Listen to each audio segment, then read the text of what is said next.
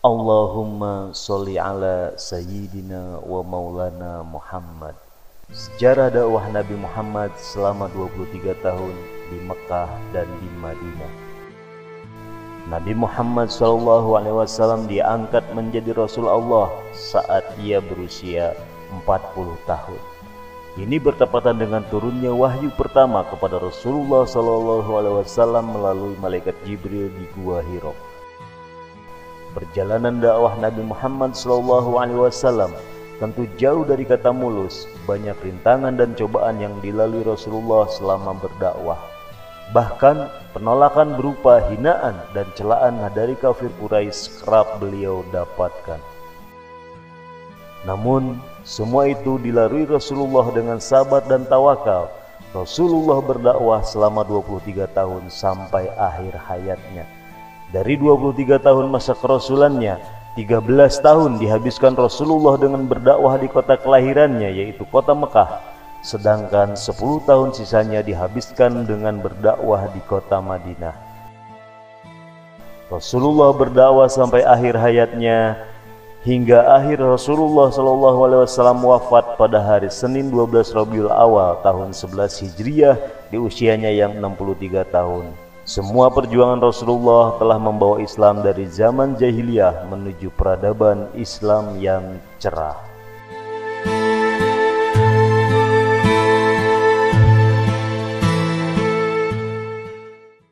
Bismillahirrahmanirrahim. Assalamualaikum warahmatullahi wabarakatuh.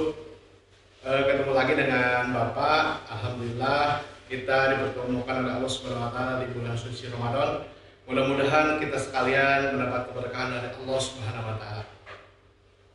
Sebelum kepada pembahasan materi di sesi Ramadan ini, kita akan bersama-sama dan berdoa kepada Allah Subhanahu wa taala agar dimudahkan untuk pembelajaran offline.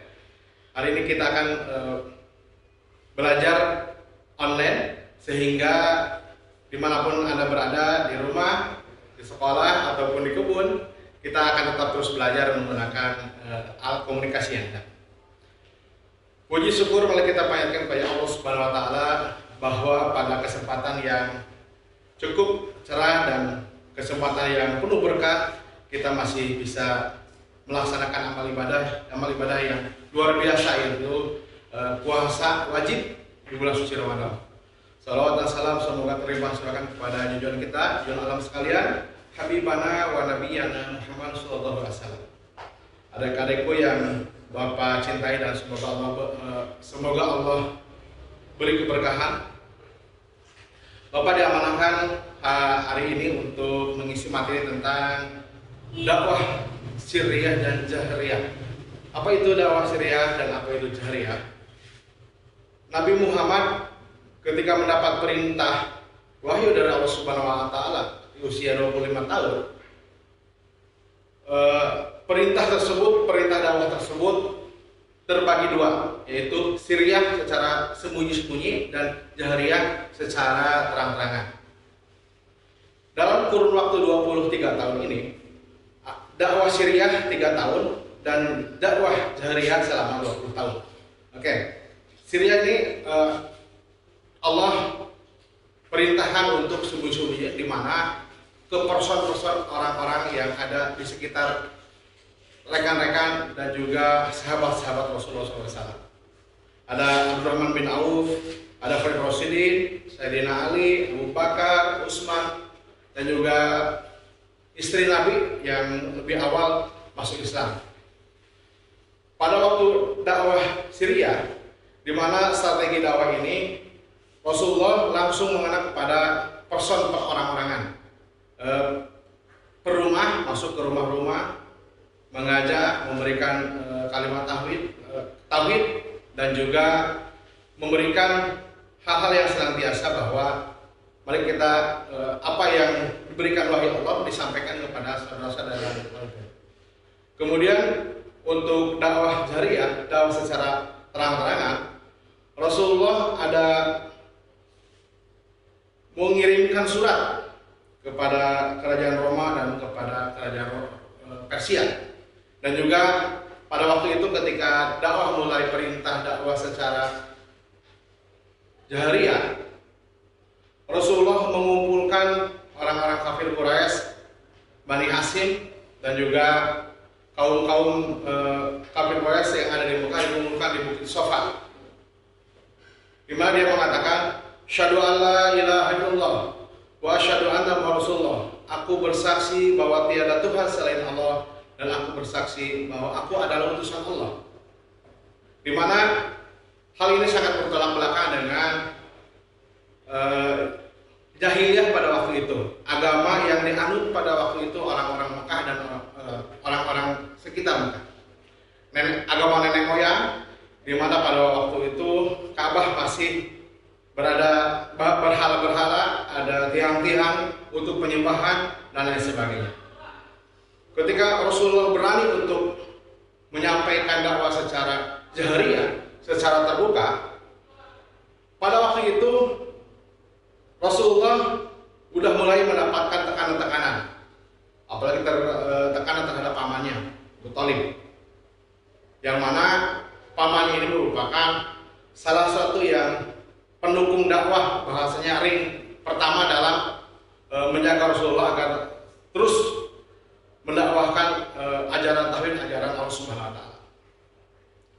Selain mendapat tekanan-tekanan dari orang kafir Quraisy, bahkan pada waktu itu orang-orang kafir Quraisy mengadakan lobi-lobi, sehingga orang-orang kafir Quraisy sangat bahasa dalam lobi politik itu bagaimana, begini aja, kalau seandainya hari ini saya menganut agama kamu Muhammad dan besok kamu harus menganut agama saya. Ternyata Rasulullah tetap lakum dinukum waliyadin. Dan itu ayat itu perintah turun ayat tersebut ketika Allah Subhanahu wa taala memberikan jawaban kepada Nabi Muhammad. Agama kamu ya kamu, agama saya agama saya. Begitulah mungkin pembelajaran hari ini, di mana kita harus mempertahankan tauhidan kita, jangan sampai bisa digadaikan dengan hal-hal yang senantiasa material. Misalnya hari ini iming-iming kerja, hari ini diiming-iming gaji besar, tetapi harus menggadaikan akidah, ataupun misalnya lebih kecil harus membuka kerudung misalnya. Itu hal-hal yang prinsipil. Bapak pesan kepada siswa-siswa SMK di Tulungagung, apalagi hari ini hari yang penuh rahmat berkah di bulan suci Ramadan ini, kita senantiasa terus meningkatkan amal-amal yaumiyah. Yang pertama, yang paling utama adalah membaca Al-Quran. Tingkatkan, kalau bisa 1 hari 1 juz. Kalau memang keberatan terus, berapa melakukan pada subuh, duhur, asar, dan sebelum buka puasa misalnya, terus dilaksanakan, sehingga ketika kita selesai di bulan suci Ramadan, kekuatan ruhiyah kita bagus, kekuatan jasadiah juga bagus, apalagi kekuatan fikriyah kita, dan siap untuk melakukan aktivitas yang lain. Wabil khusus kepada kelas 12, Anda sekalian, hari ini lagi mengadakan uji kompetisi, di mana selangkah lagi akan meninggalkan SMK Negeri Tulungagung. Jaga nama baik SMK Tulungagung, dan Bapak pesan lebih utama jangan sampai meninggalkan sholat, karena perjuangan ataupun ujian-ujian yang besar di luar SMK Tulungagung, ujian-ujian kehidupan di luar itu akan lebih besar dibanding dengan ujian-ujian hari ini yang Anda sedang lakukan.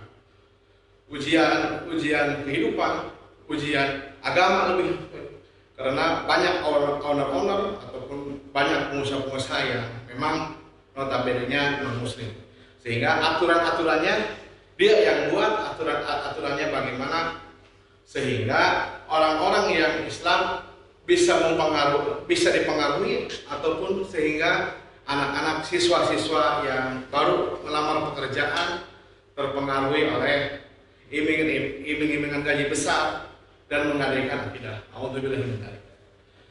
Sehingga pada hal itu Bapak juga berpesan kepada adik-adik kelas 1 dan kelas 2 agar melaksanakan wabil khusus membaca Al-Quran, diperbanyak dalam ibadah-ibadah yaumiyah.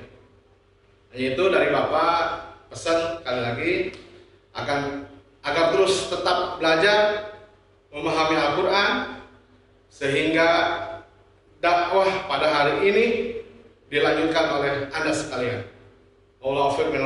Assalamualaikum warahmatullahi wabarakatuh.